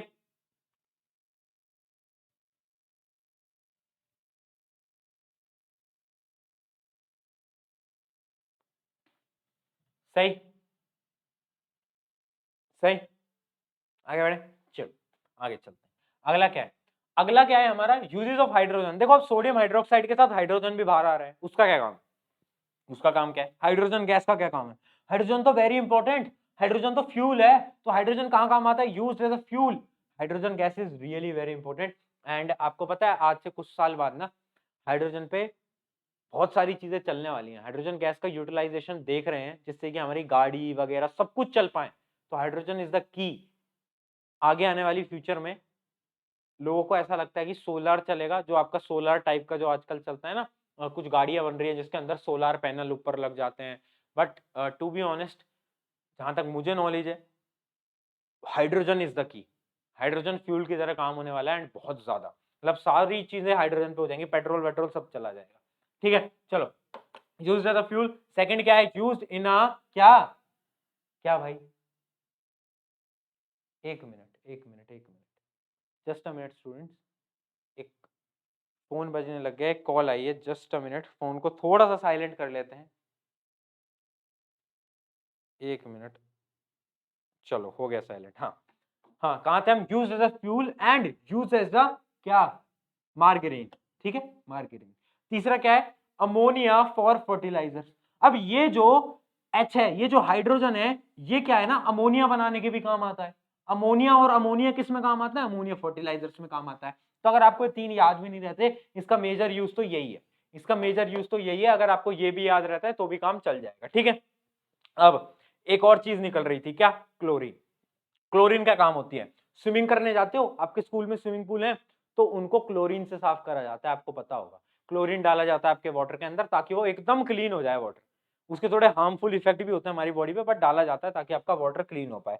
तो यार यूज्ड इन वाटर ट्रीटमेंट सबसे पहले, उसके बाद स्विमिंग पूल्स के अंदर डाला जाता है। उसके अलावा क्या है, PVC, और हमारा क्या है, डिसइंफेक्टेंट्स, और क्या है हमारा CVC। अच्छा ये CVC क्या होता है, किसी को पता है, CFC, सॉरी CVC नहीं CFC, ये क्या होता है, क्लोरोफ्लोरोकार्बन।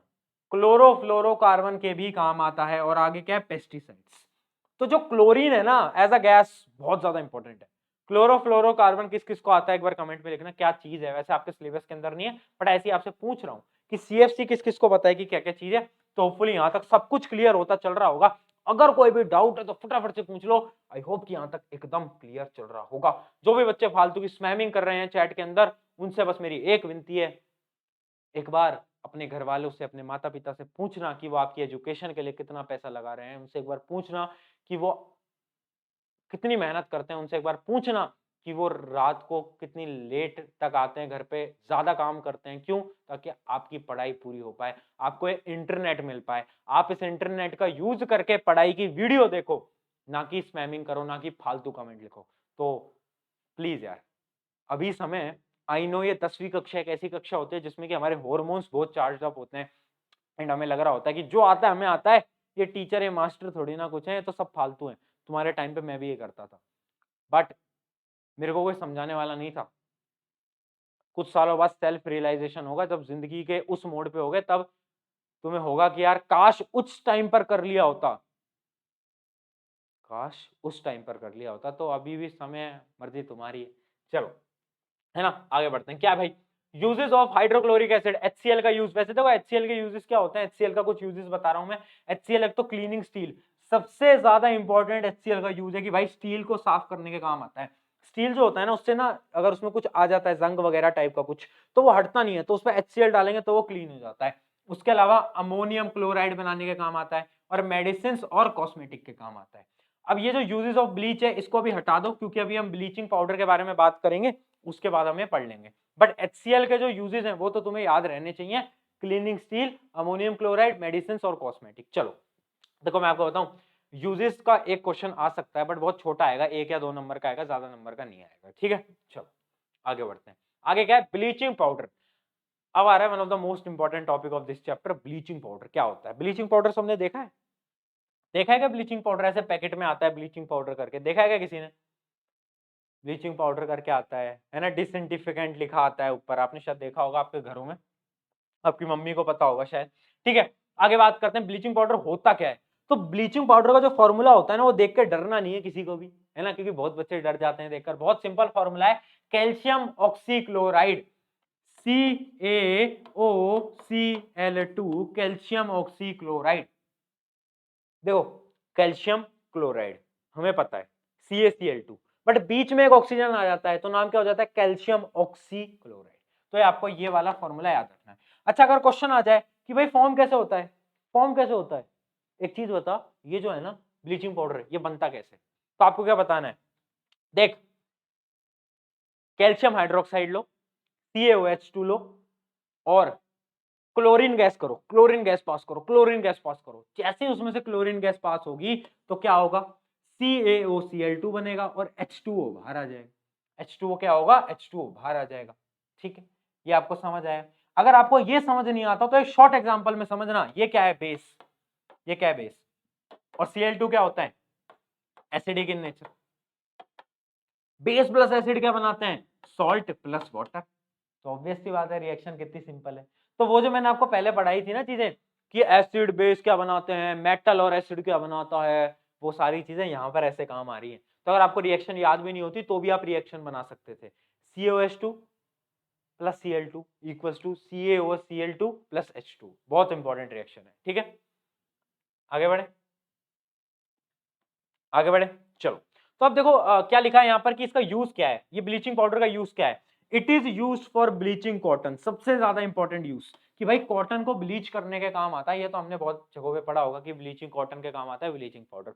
उसके अलावा क्या आता है, it is used as an oxidising agent. ये वाला पॉइंट आपको याद रखना है कि इस पर पता क्वेश्चन आया था, एक बहुत प्यारा क्वेश्चन आया था।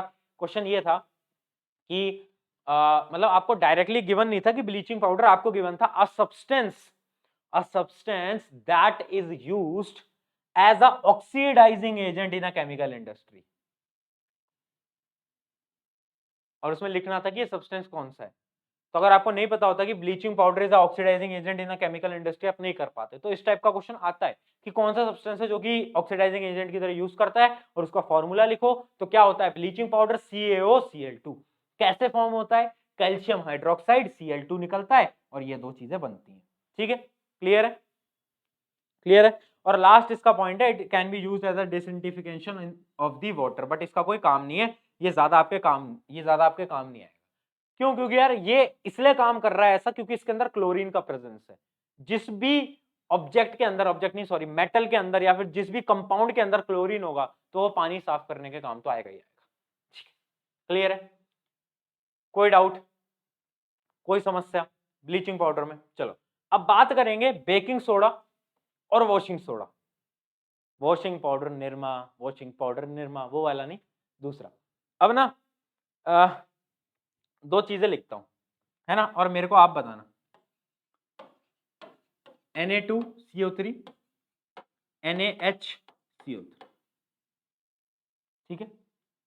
ठीक है, सोडियम बाइकार्बोनेट और सोडियम हाइड्रोजन कार्बोनेट, ये दो चीजें। इनमें से एक जो है ना वो तो है वॉशिंग सोडा, है ना। अब आप बताओ कि इन दोनों में से कौन सा वॉशिंग सोडा होगा? बताओ बताओ, सोचो। अच्छा, जिन जिनको आता है वो तो लिख ही देंगे चैट के अंदर, बट ऐसा ना करो। एक मिनट जरा मैं चैट को एक बार, एक मिनट जरा मैं चैट को थोड़ा सा बड़ा कर लेता हूँ, मेरे को इतनी दूर से दिख नहीं रहा है। एक मिनट रुकना, एक मिनट रुकना।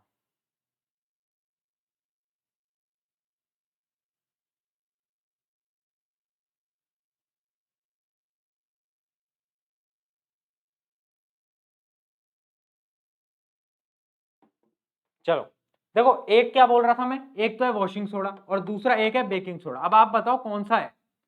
एक है बेकिंग सोडा। और ये चीज ना बहुत बच्चे कंफ्यूज होते हैं इसके अंदर। देखो मेरे मित्र, आपको एक ट्रिक बताता हूं, एक ट्रिक बताता हूं। NaHCO3 के अंदर हाइड्रोजन आ रहा है, हाइड्रोजन हाइड्रोजन हाइड्रोजन। एक चीज बताओ, ये हाइड्रोजन है, हाइड्रोजन से आपको क्या क्लिक होता है? हाइड्रोजन से भैया मुझे क्लिक होता है वाटर, H2O। H2O का मतलब है पानी, पानी, पानी।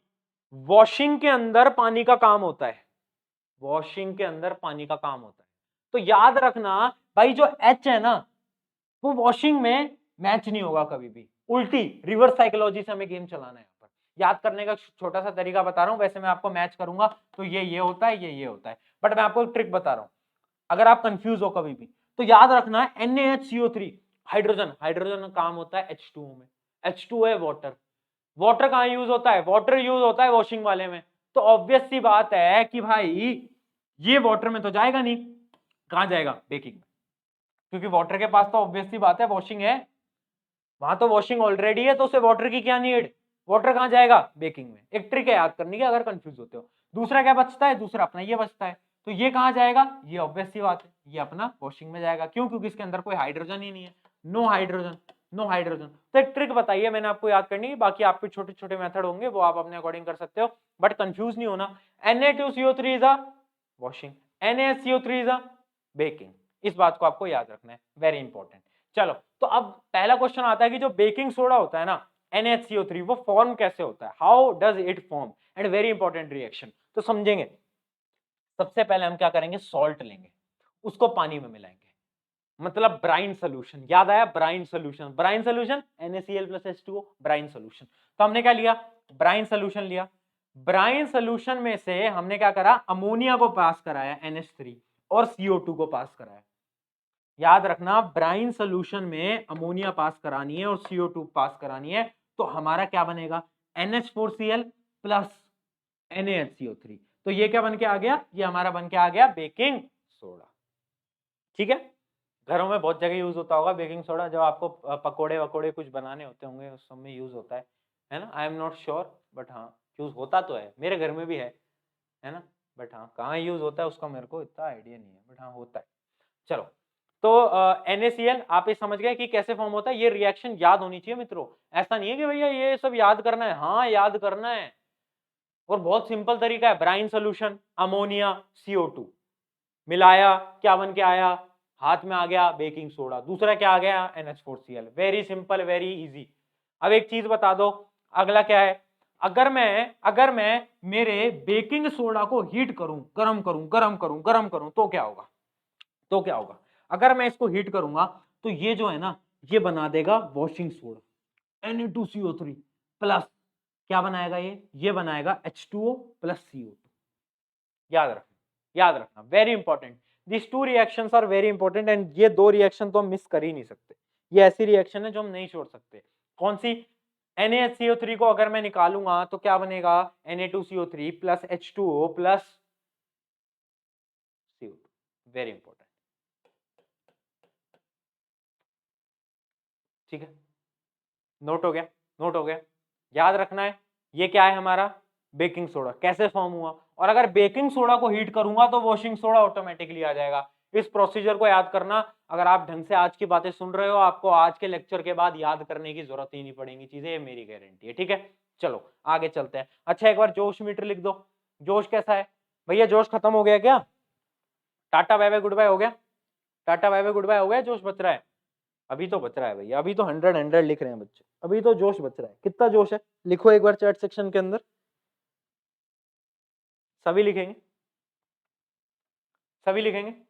बढ़िया बढ़िया बढ़िया, अभी तो जोश है। चलो आगे चलते हैं, आगे चलते हैं मित्रों। आगे क्या है? आगे हमारा वॉशिंग बेकिंग सोडा। अब देखो जो बेकिंग सोडा है ना, वो कैसे बना?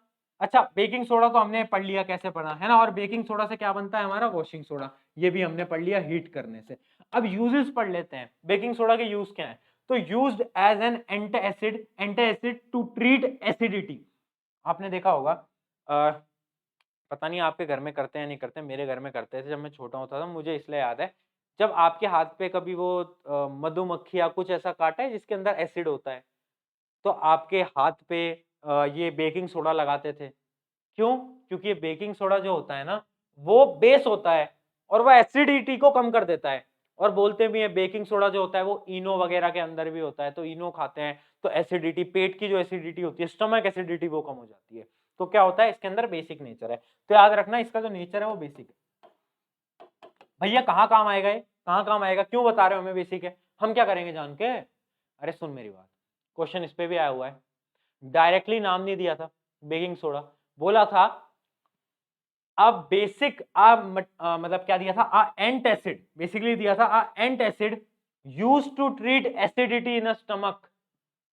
Antacid used to treat acidity in a stomach is heated. उसको जब हीट करा गया, then what will be the product? Product क्या होगा? तो अब अगर आपको यही नहीं पता होता कि एंटासिड कौन सा होता है, तो आप कैसे बताते हीट करने पे क्या होता? अब आपको पता है कि एंटासिड जो है वो ये होता है। हीट करोगे, लिख देना। क्या लिखोगे? अरे भाई वॉशिंग सोडा बन के आ जाता है, क्या दिक्कत है? Na2CO3, बाकी H2O Cl2 वो सब आप लिख लेना, ठीक है। आगे बढ़ते हैं। Use to make baking powder which is used preparation of cakes and breads. आपने देखे होंगे बेकिंग पाउडर डाल के केक बनाते हैं, वो तो मैंने भी बना रखा है तो मुझे आइडिया है, ठीक है। बहुत सारे लोगों को पता होगा, नहीं बनाया तो बनाओ यार, केक वगैरह तो बनाना स्टार्ट करो घर में, ऐसे कैसे काम चलेगा, ठीक है। और मुझे भी बुलाओ अपनी बर्थडे पार्टी में। चलो वॉशिंग सोडा, हम लेक्चर के अंत के बहुत नजदीक आ चुके हैं मित्रों, अब हम बहुत नजदीक हैं, तो थोड़ी सी कुर्सी की पेटी बांध के रखें, हम बहुत नजदीक आ चुके हैं। अब हम पढ़ने जा रहे हैं क्या? Washing soda. अब देखो वॉशिंग सोडा का जो बेसिक फॉर्मूला होता है ना, अगर मैं बोलूं तो वो Na2CO3 नहीं होता, वो होता है Na2CO3.10H2O। अब बच्चे बोलेंगे भैया ये क्या है, ये क्या नया आप लिया है डॉट H2O? देख इसका मतलब है कि इसके साथ 10 मॉलिक्यूल ऑफ H2O एडिड है, ठीक है, ठीक है, 10 मॉलिक्यूल्स एडिड है। तो जब भी मैं सोडियम बाइकार्बोनेट के अंदर 10 H2O को ऐड करूंगा तो क्या बन जाएगा? वो बन जाएगा मेरा वॉशिंग सोडा। तो अगर आपको कोई बोले कि Na2CO3 क्या ये वॉशिंग सोडा है, तो ये वॉशिंग सोडा नहीं है। एग्जैक्ट वॉशिंग सोडा होगा Na2CO3.10H2। इस बात को आपको याद रखना है, ये बहुत ज्यादा इंपॉर्टेंट पॉइंट है और बच्चे इसको मिस कर जाते हैं। बच्चों को लगता है Na2CO3 is washing soda, but नहीं, .10H2 आएगा मित्रों, इस बात को हमें याद रखना है। आगे यूजेस पढ़ लेते हैं। Used in a glass, soap and paper industry, employed in the क्या है? Employed in the manufacture of the sodium compound such as the borax. अच्छा देखो, एक कंपाउंड होता है बोरेक्स। अच्छा ये भी आपका H2 डालता हूं। होमवर्क नंबर 2, किस किस को पता है बोरेक्स क्या होता है? ये जितने भी मैं होमवर्क दे रहा हूं ना, वो आपके कोर्स से उतने रिलेटेड नहीं है, ये एक्स्ट्रा नॉलेज के लिए होमवर्क दे रहा हूं, ठीक है। जिनको आता है वो आता है। तो बोरेक्स कंपाउंड क्या होता है, उसका फॉर्मूला आपको कमेंट में लिखना है अगर लिख पाते हो, वरना अपने घर के नोटबुक में जरूर एक बार कंपाउंड सर्च कर लेना यूट्यूब के ऊपर या गूगल के ऊपर, बोरेक्स क्या होता है। तो आपको पता होना चाहिए कि ये जो होता है ना हमारा, ये यूज होता है in the formation of borax. ठीक है, बहुत अच्छा कंपाउंड होता है बोरेक्स, देखना। Used to remove permanent hardness of the water, very important, very important. जो आपका पानी होता है ना, उसकी हार्डनेस को रिमूव करने के लिए, परमानेंट हार्डनेस जो उसके अंदर, भैया वो हार्डनेस क्या होता है, पानी तो हार्ड ही नहीं होता मूर्ख, वो वाला हार्डनेस नहीं। पानी की एक अलग हार्डनेस होती है, उसके अंदर जो सॉल्यूबल्स होते हैं, जैसे कि हमारे नाइट्रोजन ऑक्साइड्स होते हैं, सल्फर ऑक्साइड्स होते हैं, उनको हम बोलते हैं उसकी परमानेंट हार्डनेस। और उसको रिमूव करने के लिए सबसे इंपॉर्टेंट होता है हमारा वॉशिंग सोडा। तो आपको वो जो बोलते हैं ना कि डिटर्जेंट से कपड़ों के दाग हट जाते हैं, ऑयल हट जाता है, वो कैसे हटता है, वो ऐसे ही हटता है। ये वॉशिंग सोडा, ये जब जाता है तो वो जो दाग होते हैं, वो जो मटेरियल होता है, उसको अपने साथ खींचकर पानी में मिलाकर बहा देता है। तो this is the work of washing soda. ये लास्ट पॉइंट बहुत इंपॉर्टेंट है, used to remove permanent hardness of the water. इसमें भी क्वेश्चन आ सकता है कि कौन सा ऐसा मटेरियल है, कौन सा ऐसा कंपाउंड है जो कि परमानेंट हार्डनेस रिमूव करने के काम आता है। तो आपको पता होना चाहिए उस कंपाउंड का नाम है क्या भाई, हमारा प्यारा प्यारा मित्र, हमारा दोस्त, वॉशिंग सोडा। Very simple. चलो ठीक है, आगे बढ़े, आगे बढ़े क्या, क्लियर है यहां तक? चलो बहुत सही, बहुत सही, बहुत सही, बहुत सही। आई होप कि सबने नोट कर लिया होगा। एंड इसी के साथ हम आगे बढ़ते हैं। अगली स्लाइड क्या है, प्लास्टर ऑफ पेरिस। ये हमारा आखिरी टॉपिक बचा है, प्लास्टर ऑफ पेरिस। तो प्लास्टर ऑफ पेरिस को पढ़ लेते हैं, बट उससे पहले बस एक घूंट में पानी पी लूं ताकि मैं आपको और अच्छे से पढ़ा पाऊं, है ना। Just give me 1 minute.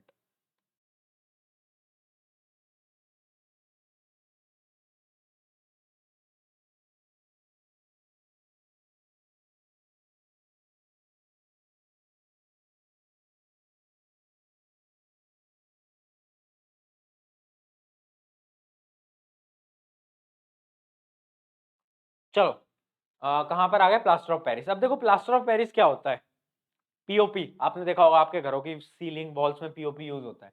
देखो पीओपी होता क्या है, पीओपी का सबसे पहले फॉर्मूला पढ़ो। फॉर्मूला देखो सबसे पहले, स्क्रीन पे देखो,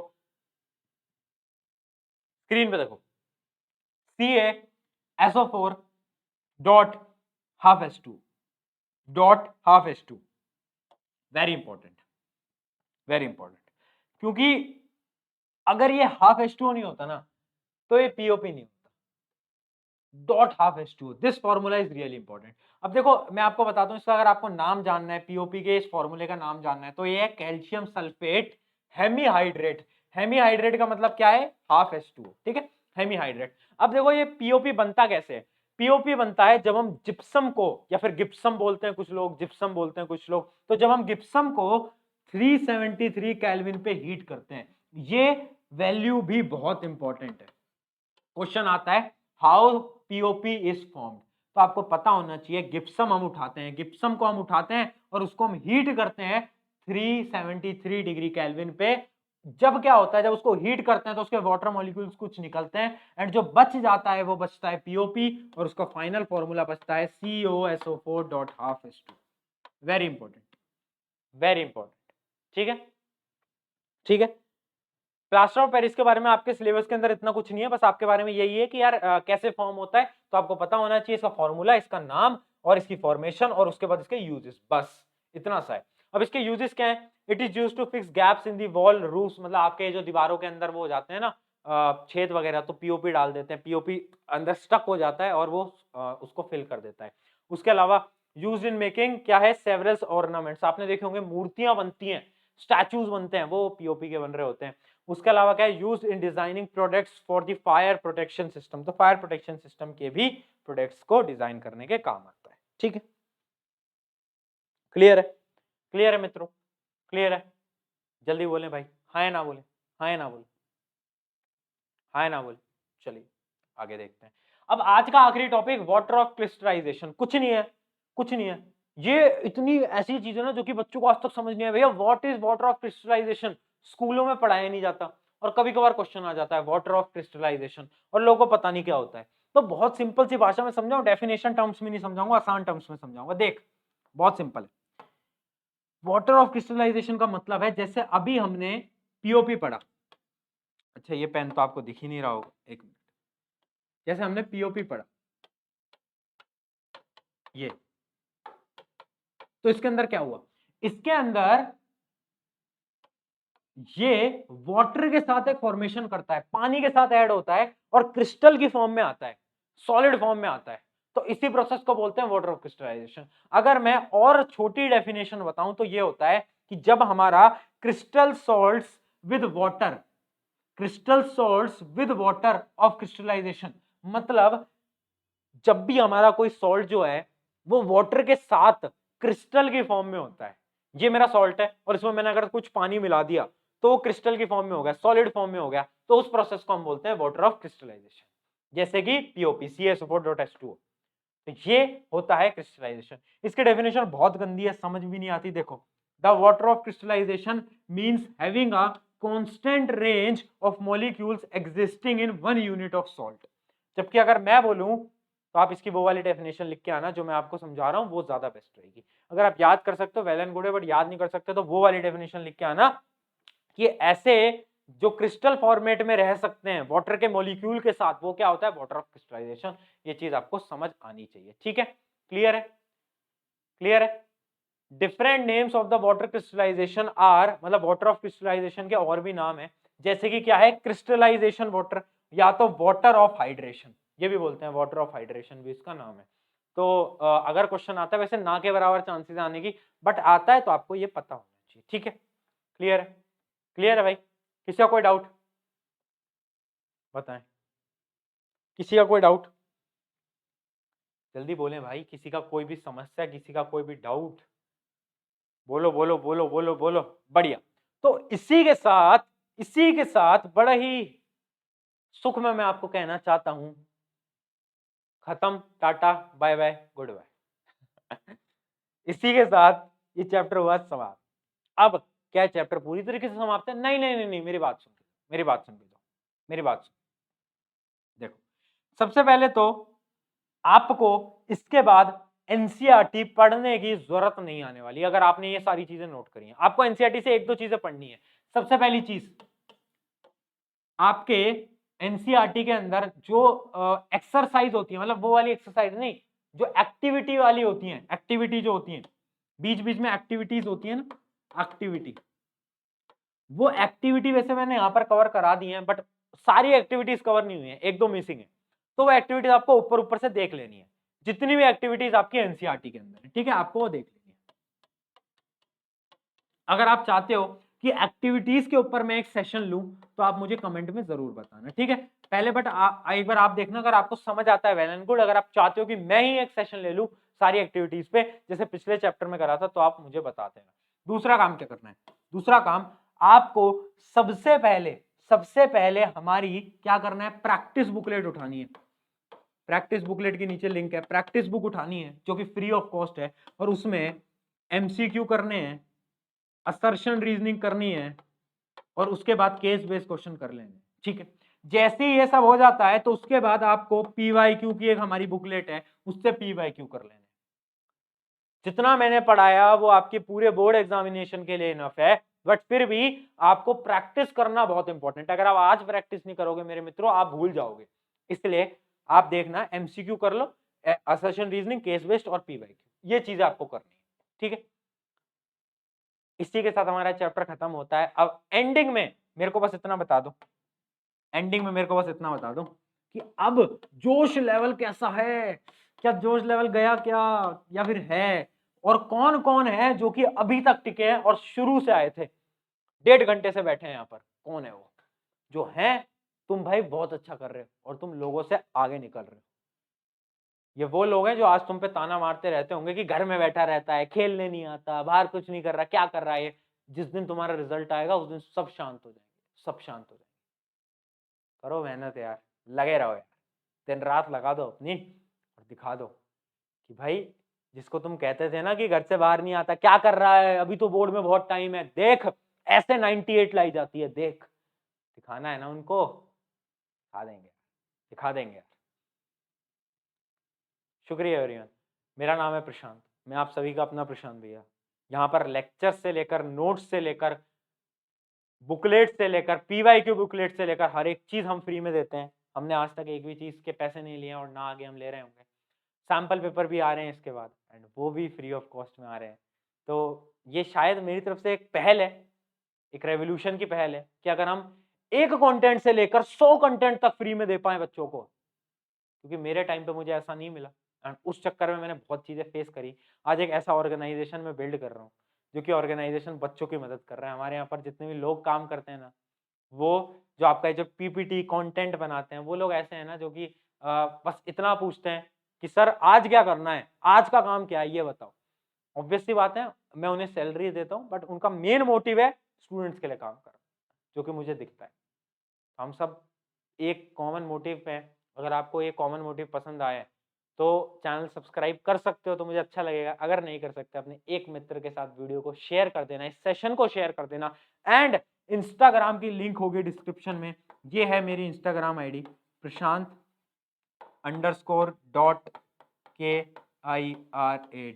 ये इंस्टाग्राम है और इस पे आपको क्या करना है, आ जाना है, फॉलो कर लेना है। और अगर आपको ये आज का सेशन या फिर पुराने सेशन अच्छे लगे हैं, तो एक स्टोरी डाल देना कि भैया मजा आ गया, या फिर जो भी आपकी इच्छा आपको लिखने की। क्योंकि जब मैं ऐसे चीजें देखता हूँ कि स्टोरीज में टैग करा हुआ है एंड यार लोगों को मजा आ रहा है, तो हमें और मोटिवेशन मिलती है फ्री कंटेंट लाने के लिए। तो यही था। शुक्रिया एवरीवन। चलो अगले लेक्चर में मिलते हैं एंड अगला लेक्चर आपका केमिस्ट्री का तीसरा लेक्चर आएगा। इससे पहले एक हो चुका है, फिजिक्स भी पूरी हो चुकी है, साइंस की एक पूरी प्लेलिस्ट है। आप जाओगे तो आपको साइंस के सारे लेक्चर मिल रहे होंगे। Take care, bye bye.